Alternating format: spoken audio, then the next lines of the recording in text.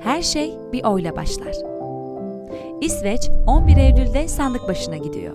İsveçliler kendilerini 4 yıllığına temsil etmek üzere aralarından 349 kişiyi parlamentoları Riksdag'a gönderecek.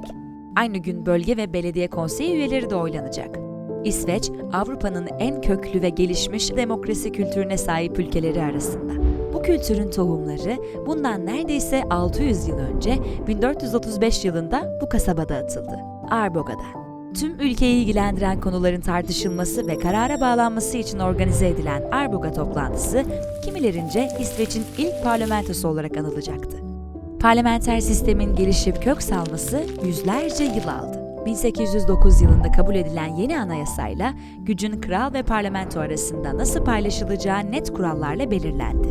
Başlarda yalnızca yaş, gelir, servet gibi belli kriterlere uyan erkeklerin oy kullanma hakkı vardı. İsveç halkı, kadın erkek, tüm vatandaşların oy verme hakkına kavuşması için sıkı bir mücadele verdi. Ve nihayet takvimler 24 Mayıs 1919'u gösterdiğinde bu mücadele meyvesini verdi. Mecliste kabul edilen reformla herkese eşit seçme ve seçilme hakkı tanındı. 1921'de yapılan seçimlerde 5 kadın vekil meclise girdi. Freedom House'un 2022 Demokrasi Endeksine göre İsveç bugün siyasal haklar ve sivil özgürlükler başlıklarında tam puan alan ender ülkelerden. Seçimlere katılım oranı da birçok Avrupa ülkesine kıyasla epey yüksek.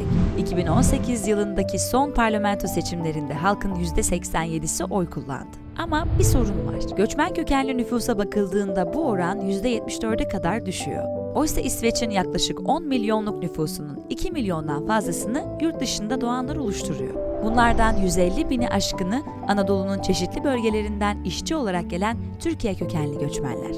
Ülkede 5 yıl yaşandıktan sonra vatandaşlık için başvurma imkanı bulunuyor. Üstelik yerel seçimlerde oy kullanmak için vatandaşlık şartı da aranmıyor. İsveç, Birleşmiş Milletler Kalkınma Hedefleriyle uyumlu olarak "Kimseyi geride bırakma" sloganıyla 2030 hedefleri için çalışsa da göçmen kökenli nüfusla ülkede doğanlar arasındaki eşitsizlikler raporlara yansımaya devam ediyor. Tüm bu sorunların çözümü meclisten geçiyor. Orada temsil edilmenin yoluysa sandıktan. Araştırmalar, insanların sandığa gitme kararında çevrelerinin davranışlarının etkili olduğunu ortaya koyuyor. Demokratik haklar ancak demokratik mücadeleyle kazanılır. Bunun en iyi kanıtı İsveç'in demokrasi tarihi. 11 Eylül'de ülken için sen de oy ver. Çünkü her şey bir oyla başlar.